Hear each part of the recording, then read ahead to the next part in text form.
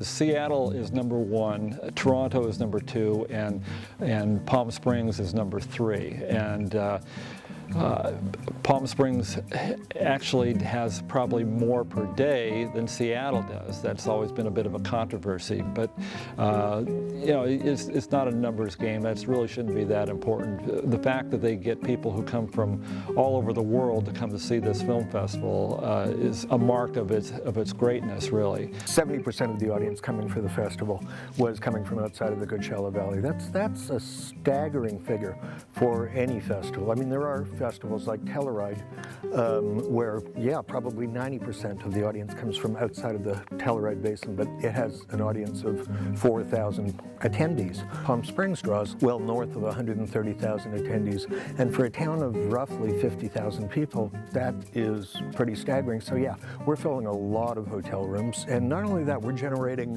over 1 billion media hits around the world. Cannes and Berlin and Sundance and Toronto are generally, and Venice are generally considered the biggest, longest running festivals in the world, and they are festivals where even if there is not a market component attached where they're selling films, then many of them actually have that component unofficially.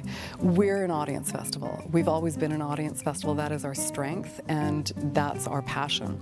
But the great thing about that is that a lot of industry come to the festival because they want to see their films with a passionate, committed audience.